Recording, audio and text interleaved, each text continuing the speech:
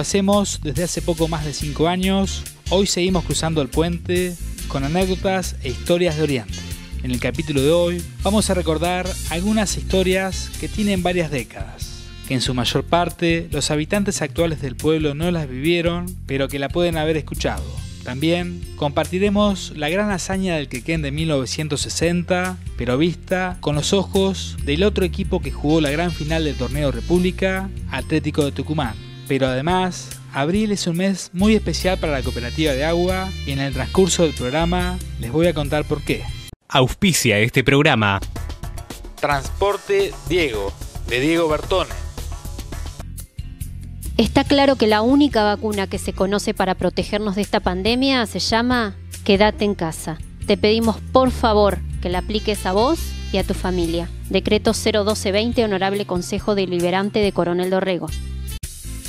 Comenzamos este capítulo de Desde el Puente, un capítulo que incluye anécdotas contadas por diversas personas que quisieron, como nosotros, dejar testimonios de lo sucedido en nuestro pueblo. Historias que quizá no sean conocidas por los habitantes actuales de Oriente y que justamente por eso las queremos compartir a pesar de las dificultades, por carecer de testimonios orales o imágenes, algo fundamental para la televisión. La primera historia tiene que ver con un hecho que pasó hace ya más de 100 años en un Oriente recién fundado, con escasos pobladores y un número menor de casas, donde uno podría pensar que debería haber pocos conflictos. Fue una disputa política, en una época donde gobernaban los conservadores, donde se estaba votando por primera vez de forma más o menos democrática y donde la disputa entre radicales y conservadores ya había nacido. Si bien hubo diferentes confrontaciones entre radicales y conservadores, la más recordada fue la fallida Revolución de Septiembre de 1937, por la cual murieron varios simpatizantes radicales en la plaza central de Coronel Dorrego, entre ellos Juan Bautista Maciel, como también una persona de apellido Costa, que vivía en Oriente. Nosotros nos vamos a referir a una historia que rozó a la familia Moreno, familia de inmigrantes libaneses que habían llegado en 1912 a Oriente y que sufriera de manera indirecta la violencia política en los albores de la historia de nuestro pueblo. El recuerdo lo contó don Pedro Moreno en su libro autobiográfico llamado La Fe y la Palabra. Tiroteo en la casa de Antonio Moreno. Con todo, ya existían los enfrentamientos políticos. En aquella época, los conservadores y los radicales dirimían sus diferencias a balazos o cuchillazos. En una oportunidad, cuando hacía muy poco que mis padres se habían instalado en Oriente, uno de los conservadores provocó a los radicales yendo a patear la puerta del Comité de la Unión Cívica. Los agredidos reaccionaron y lo persiguieron. En aquel entonces, había muy pocas casas en el pueblo y estaban todas diseminadas, a menudo lejos unas de otras. Uno podía meterse en la propiedad ajena sin problemas porque las medianeras consistían en su mayoría en alambrados que se podían salvar fácilmente. El conservador se introdujo en los fondos del terreno de mis padres que acababan de sentarse a almorzar. Estaban en la cocina, una construcción con paredes y techo de paja. Los radicales descubrieron el escondite de su adversario y se pusieron a dispararle. Una de las balas atravesó la pared y cayó en el piso, al lado de la silla en que papá estaba sentado. De haber estado de pie, lo hubieran matado. Mi madre ya estaba embarazada de su primera hija Felisa y se asustó terriblemente. Cuando mi padre oyó el tiroteo y vio la bala incrustada en el suelo de la cocina, se levantó precipitadamente y salió al patio agitando su gorra como si fuera una bandera de tregua. Les pidió que no siguieran disparando porque podían matar a una familia inocente. Ese era el clima en que se vivía en el país y en el sur por aquellos años. Libro La Fe y la Palabra, autobiografía de Pedro Moreno. Pero rencillas políticas o historias vinculadas con el color político de personas de nuestro pueblo hubo muchas. Ahora vamos a recordar una historia más reciente, pero no tanto, ya que la anécdota tiene casi 75 años. La contó nuestro recordado Oben Sadi Peña en su libro Historias de la Vieja Aldea, en donde contó sus recuerdos vinculados a Oriente. Esta historia se escribió durante los primeros gobiernos de Juan Domingo Perón entre 1946 y 1955. Historias de la Vieja Aldea. Métanle con todas las de la ley. Otra reunión que recuerdo de aquellos años es una que se realizaba en la casa donde vivía el bonachón de César Brunat, el de la fábrica de mosaicos. Estaba jugando al fico, juego prohibido porque era por dinero, Y de campana, afuera de la casa, arriba de un auto, estaba Juan, el chueco Bergistein. Era de madrugada, y el problema se suscitó porque Bergistein, la campana de los muchachos del Fico, se durmió. Y para colmo, llegaron los milicos y lo despertaron al grito de ¿dónde están jugando? Y este les dice, en la cocina. Los milicos golpearon la puerta, estaba con llave, y dijeron, ¡abran, la policía! Desde adentro le contestaron, ¡déjate de hinchar las pelotas, Juan! Pero al ver que empezaban a forzar la puerta, empezaron los jugadores a salir disparando para la fábrica de mosaicos. La ventana daba ahí, y en el apuro, por salir, no la podían abrir, pues la ventana abría para adentro. Finalmente pudieron abrir la puerta. Casi todos dispararon saltando los paredones vecinos, pero un milico tiró un tiro al aire para asustarlos y uno se largó de arriba de un árbol diciendo ¡no me maten! Cayó el primero y cayeron los restantes.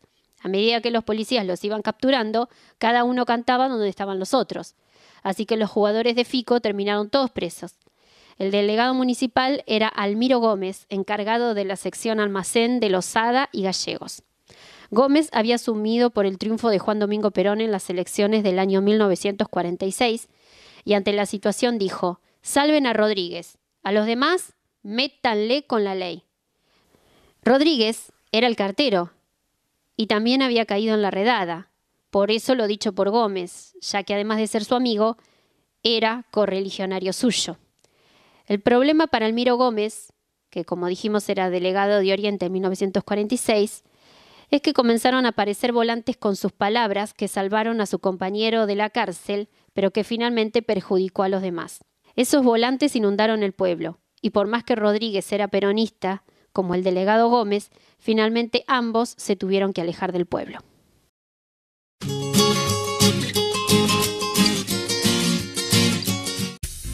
Cuidemos nuestra vida y la de todos. Sé solidario. Quédate en casa. Decreto 1220, Honorable Consejo Deliberante de Coronel Dorrego.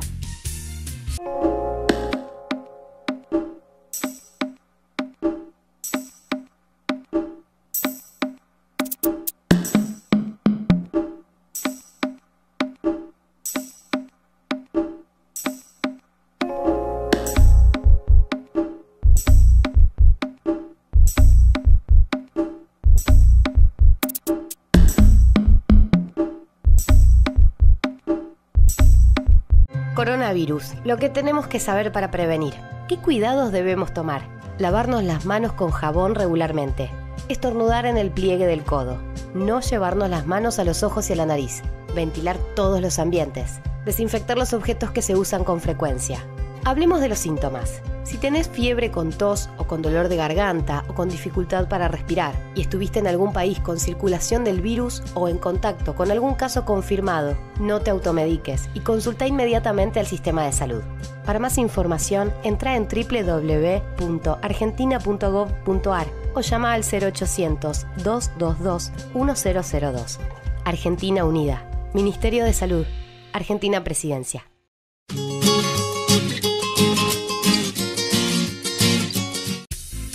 Volvemos a cruzar el puente recordando otra historia. Esta vez es una historia mucho más conocida, incluso vivida en cierta forma por varias personas de Oriente, aunque lo novedoso tiene que ver con el narrador de la historia. El hecho fue la recordada final nacional del Quequén contra Atlético Tucumán. Como recordarán, este 30 de enero se cumplieron 60 años de esa final. Nosotros, en Desde el Puente, hicimos un programa especial, mientras que el club tucumano también lanzó un video homenaje a los jugadores que se terminaron consagrando campeones ese sábado por la noche en cancha del Nacional. Video en el cual los tucumanos tomaron algunas imágenes y notas de nuestros programas y dijeron esto de aquella final.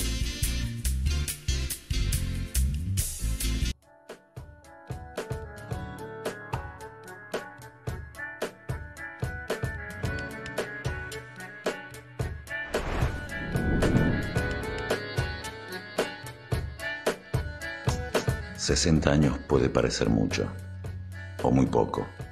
Para la memoria, para la historia, es apenas una apostilla en el tiempo. Pero para quien siente la pasión del más lindo de los deportes, para quien eligió de una vez y para toda la eternidad los colores que marcarán su vida, 60 años es para siempre. Salimos un domingo de San Miguel de Tucumán rumbo a Mendoza. Y no nos despidieron ni los familiares más directos. Jugamos en Mendoza, el campeón de Mendoza, y le ganamos 2-1. Y ahora viene la anécdota, es decir, estoy hablando de Mendoza, jugamos un día lunes.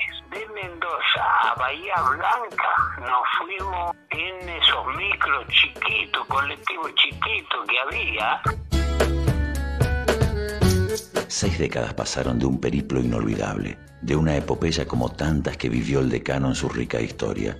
Lo que empezó como un sueño se fue convirtiendo en pesadilla. Su rival, Sportivo Belgrano, llegaba con un descanso de casi 2 semanas y venía de golear. Pero allí estaban ellos, cansados, pero no fatigados, desorientados, pero no perdidos, poniéndose de pie cada vez que alguien los tiraba, corriendo cada pelota y colaborando codo a codo entre todos, porque eran un equipo, un club, una hinchada, una provincia. Fue triunfo y nada, ni tiempo de sonreír. Sabían que en 2 días, sí, solo 2 días, debían jugar la final. Ya no eran piedras en el camino, eran montañas. Jugar la final en 3 arroyos, contra un equipo de la zona y con árbitro local. Algo más, medio equipo contracturado. A la figura del doctor de la Vega, presidente de Atlético Tucumán, se le suma alguien más. El gobernador Celestino Gelsi actúa como un dique de contención para los jugadores y dirigentes y decide viajar para estar junto a ellos en tan difícil instancia. Al estadio había que prepararlo. El Sportivo El Quequén llevaría mucha gente y se enfrentaría a un poderoso del fútbol nacional. Los tucumanos habían tenido que hacer un gran esfuerzo viajando miles de kilómetros y jugando 3 partidos en una semana, mientras que Quequén llegaba descansado y además los tucumanos, que habían tenido que hacer un gran esfuerzo, se enteraron poco antes de jugar la semifinal que el partido definitivo estaba previsto jugarse solo 2 días después de la semi en cancha del Nacional, donde el Quequén prácticamente era local, y con un árbitro de la Liga del Sur, liga de donde provenían prácticamente todos los jugadores del Quequén.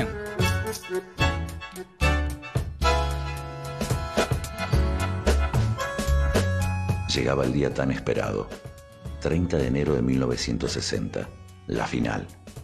Y allí estaban ellos, representando a su club, a su provincia, a toda una región tantas veces olvidada.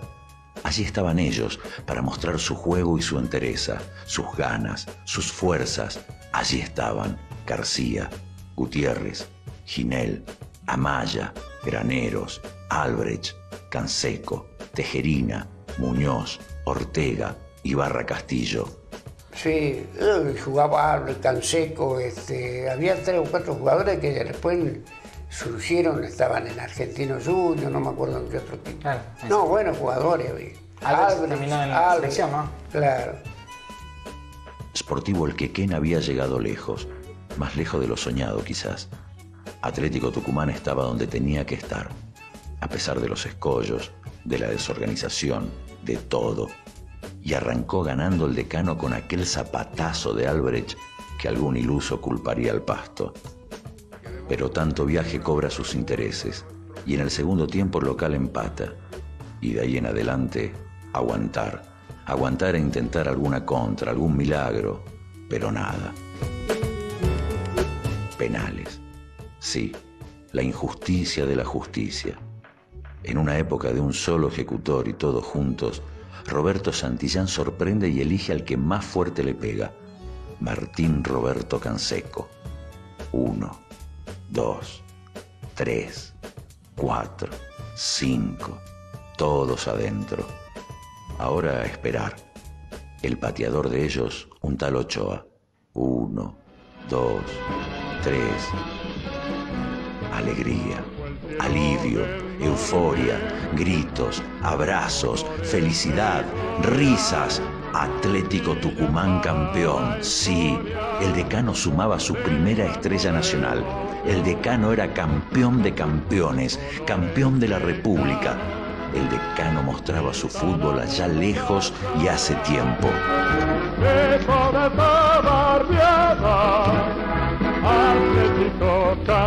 Y la vuelta a casa, recibido por cientos de miles de hinchas propios y ajenos, recibidos como héroes de una epopeya inolvidable, una historia que se hace fuerte en el tiempo. Si hasta algún changuito, cuentan, en la canchita del barrio corría atrás de una pelota soñando con ser Canseco, o Ginel, o Albrecht, o cualquiera de esos hombres que pusieron al decano en lo más alto del fútbol argentino. Atlético Tucumán, campeón de la República de 1960.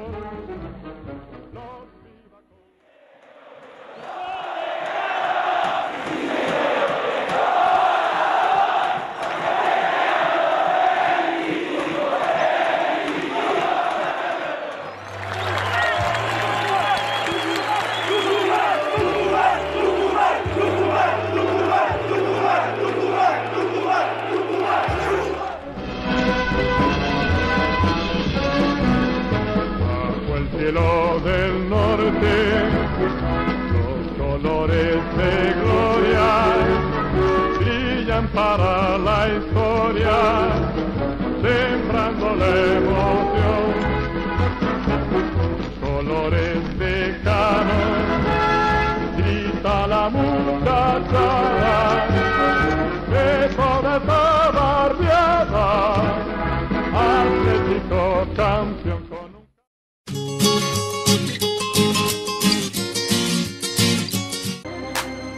Like I'm running out of air. Why do I feel like I'm falling when I'm nowhere near the edge? Just let me know. Can you be the one to hold and not let me go? I need to know. Could you be the one to call when I lose control?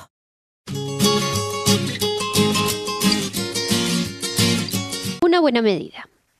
Con motivo del arreglo que se viene realizando en la avenida Santa Marina, la delegación municipal ha prohibido el estacionamiento de vehículos de tracción a sangre y de caballos en la citada arteria entre las calles San Martín y Alvear, obligando a la vez el estacionamiento de los automotores en el centro de la calzada. En la citada calle se prohíbe también la circulación de carros de un tonelaje mayor a los 2.000 kilos. Es una buena medida de previsión para los arreglos que se están efectuando, por cuanto el tránsito de vehículos pesados destrozarían los trabajos que se han iniciado y que prometen dejar la calle en excelentes condiciones, ya que la misma se está rellenando en su totalidad con tosquilla. La medida es acertada por cuanto hay que tener en cuenta que se aproxima la época de los transportes de cereales y esa arteria es utilizada por numerosos medios de locomoción que en poco tiempo la dejarán imposible. Leíamos un texto publicado en septiembre de 1944 por La Voz de Oriente. Noticia que describía una época muy distinta, donde no había asfalto en las calles del pueblo y ni siquiera en el camino hacia la Ruta 3. Pero bueno, más allá de lo extraño que nos resulta hoy esa noticia, la trajimos a colación para vincular esa historia con otro relato de otra anécdota sucedida en Oriente, justamente con el dueño, el editor del periódico La Voz de Oriente, Juan Capace, periodista que fuera increpado por un subcomisario de Oriente. Escuchemos la historia nuevamente contada en Historias de la Vieja Aldea, el libro que escribió Oben Sadi Peña. Hay una anécdota del subcomisario Mujica, muy amigo de don Juan Capace, el director y el dueño de La Voz de Oriente. Mujica debió trasladarse a La Plata por órdenes de la superioridad. Y cuando regresa a Oriente y comienza a leer La Voz de Oriente, se le paran los pelos. Según el semanario por el cual se informaba a todo Oriente, cuando el comisario se fue, hubo un importante robo en un campo de la zona, y en el diario decía que el subcomisario se había alejado del pueblo para no verse comprometido con el citado robo. Además está decir que se fue calentito para el diario e increpó a Capace por la publicación, diciéndole de todo menos bonito. Ante lo cual Capace le dice extrañado: ¿estás loco? ¿Qué te pasa?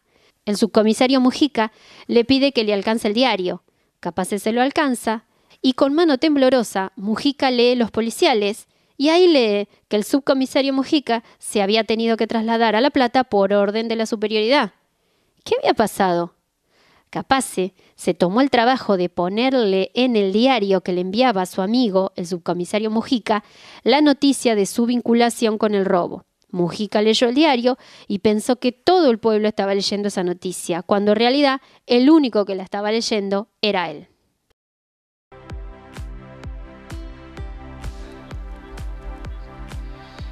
Academia Comercial Franchone, profesora señorita Susana de Tervide, teneduría de libros, dactilografía, taquigrafía, en la casa del señor Cesario Caramelli. La Voz de Oriente.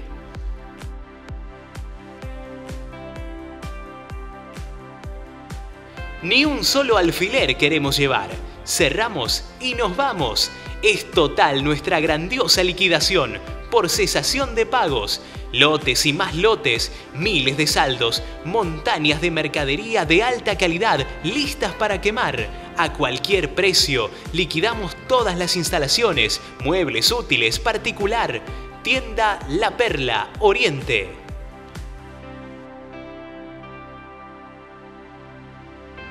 Enriqueta Paleo, escribana pública nacional, jefe del registro civil, encargada del registro de créditos prendarios, registro de contratos número 5, Oriente.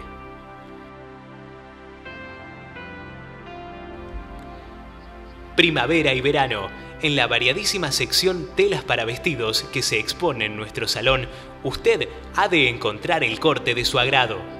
Visítenos sin ningún compromiso y podrá apreciar novedades de gusto y calidad en una amplia escala de precios que han de causarle satisfacción. La Hispano-Argentina, de Modesto Lozada. La Voz de Oriente, diciembre 1937.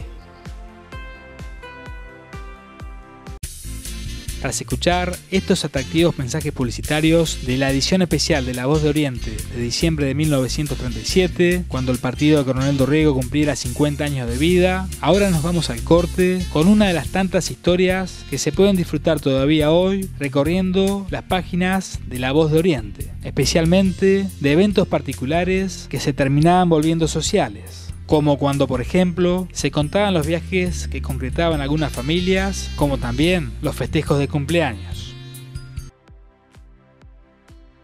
Confitería Ibar Colón. Familias que concurrieron el domingo por la tarde a la Confitería Ibar Colón. Don Enrique Terrones y familia, señores Nicolás Liébana y familia, Ernesto Porelo y familia, Abel Hernandorena y señora, Fernando Salvador y familia, señoritas Esther Farinberg, Emma Alonso, Chela, Chichi y Muñeca Cao, Nelly Santagada, Alicia Vélez, Olga Rodríguez, Nélida Tomás, Delia Álvarez, Esther Aramburu, señora María de Campaña, Rosa de Álvarez, Nélida de Pablo, Amanda de Urriza, Tita Domenech, Pascual, Micheli y señora. La Plata. Con el fin de continuar sus estudios universitarios, se ausentaron a la ciudad del título los jóvenes Norberto Pierini y Vicente Liébana. A Coronel Dorrego. Después de pasar unos días de paseo en esta y visitar sus familiares, se ausentó de regreso a la ciudad del título el señor Orlando Marcos y familia. A Buenos Aires. Se trasladó a Capital por asuntos comerciales el señor Elías Acef. De Subiaurre, fiesta. Festejándose el cumpleaños de sus hijitas Maruca y Churra, los esposos Sáenz Grande reunieron en su domicilio a un núcleo de amiguitos de estas, sirviéndoles un almuerzo donde los pibes le hicieron el honor con la mayor alegría. En horas de la tarde se sirvió un chocolate. Asistieron, además de las homenajeadas, Maruca y Churra, los niños Olga, Martín, Joselito Grande, Enrique Calegari, Arnaldo y Rolly Nielsen, Manuel y Roberto Grande, Yolanda Gianecchini, Adolfo, Raúl y Carlitos Pérez, César y Antelia Masuccelli. Se encontraban también además los dueños de la casa, Lorenzo Grande y señora, y además las siguientes personas: Isidro Masuccelli y señora, Ángel Miñones, Alfredo Quincio, Juan Potín, Pedro Vázquez, Pedro Hernández y Juan Rosales. Kermés y cine. Las kermeses y función de cine cinematográfica que debieron llevarse a cabo en el Salón de la Cooperadora Escolar y a su beneficio fueron suspendidas por causas de la lluvia, no habiéndose resuelto aún la nueva fecha de su realización, cosa que oportunamente se dará a conocer por intermedio de este periódico. Cumpleaños. El miércoles, con motivo de festejar un nuevo aniversario de su natalicio, la señora Rosita Megna invitó a un grupo de amiguitas a una reunión en su domicilio. Mañana festejará un nuevo aniversario de su natalicio la niña Gloria Elena Minichiello. Compromiso. Mañana quedará formalizado el compromiso matrimonial de la señorita Dominga Elcira de Castro con el señor Benito Hermenegildo Pozos, acontecimiento que será celebrado con una reunión familiar. En el Cine Bar Cervantes. Para la función de esta noche se anuncia De tal palo, tal astilla y Por un ideal con Leslie Howard. Para las acostumbradas funciones del domingo, variedades, noticiarios y se proyectará La mujer sin alma con Fernando Soler y María Félix.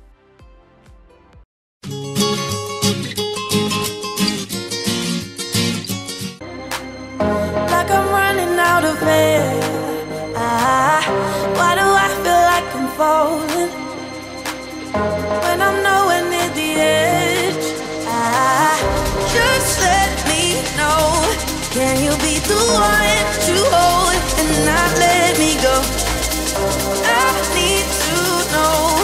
Could you be the one to call when I lose control?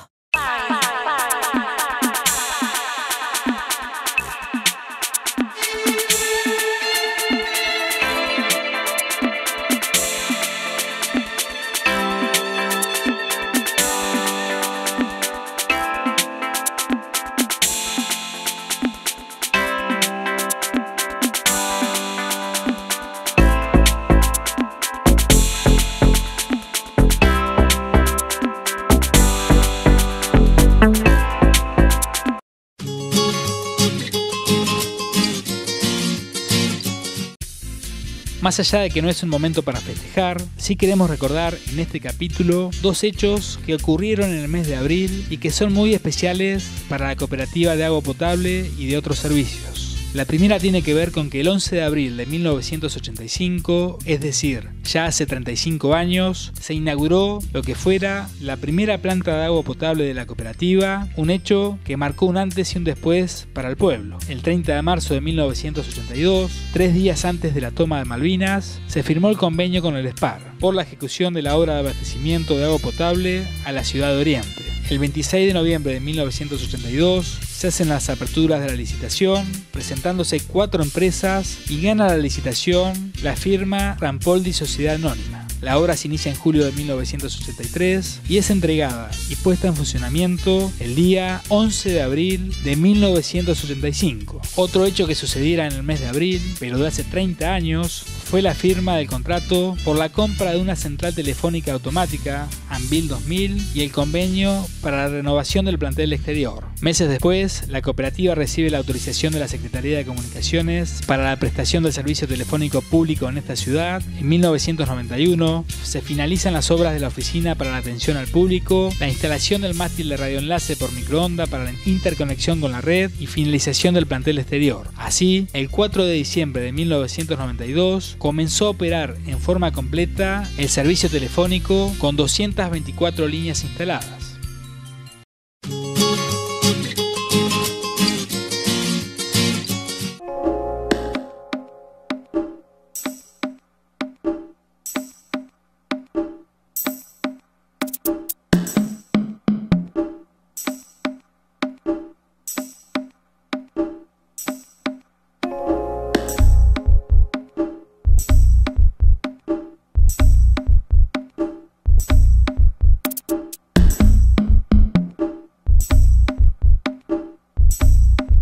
Coronavirus, lo que tenemos que saber para prevenir. ¿Qué cuidados debemos tomar? Lavarnos las manos con jabón regularmente. Estornudar en el pliegue del codo. No llevarnos las manos a los ojos y a la nariz. Ventilar todos los ambientes. Desinfectar los objetos que se usan con frecuencia.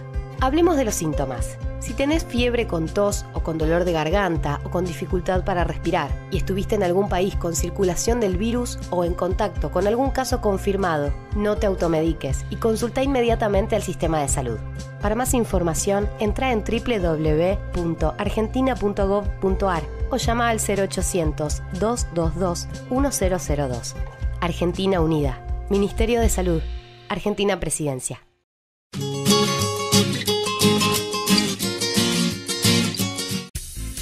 Meses atrás vimos un extracto de la visita de un grande del rock nacional tocando en Marisol en el recordado Magoya. Hoy cerramos Desde el Puente con la visita de otro músico conocido a nivel nacional, por supuesto, no del mismo nivel que Papo, pero bueno, fue una visita que pudimos filmar en Somos Oriente justamente en el mes de abril, pero del año 2015, hace 5 años. La idea es mostrar el recuerdo de un músico que, más allá de los gustos musicales, trajo buena onda a Oriente, y nosotros cerramos el programa así, intentando levantar el ánimo de los habitantes del pueblo en esta cuarentena que se está haciendo larga, pero que vale la pena hacer para lograr evitar males mayores. Nos vemos el sábado con Somos Oriente y la actualidad de nuestro pueblo, y el próximo miércoles regresamos con más historias en otro Desde el Puente.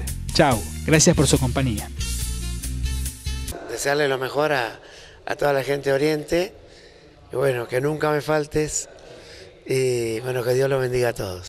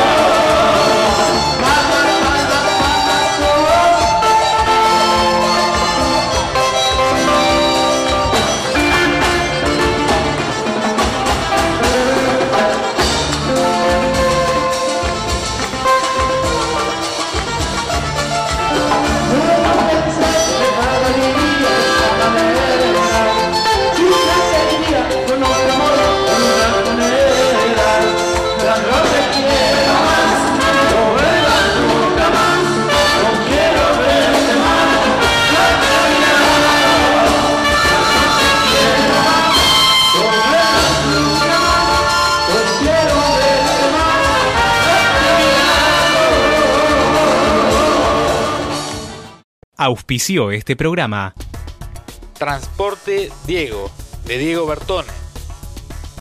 Le damos un gracias infinitas a todos aquellos que tienen que atacar la pandemia en primera fila. Por eso pensá en ellos, en tu familia y en tus amigos. Quédate en casa. De todos los trabajos, nos toca el más fácil y el más seguro. Decreto 01220, Honorable Consejo Deliberante de Coronel Dorrego. Pasa la vida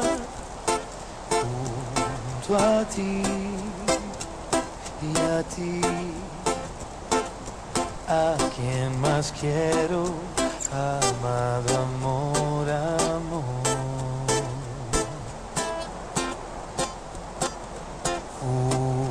Fugaz porque es hermosa.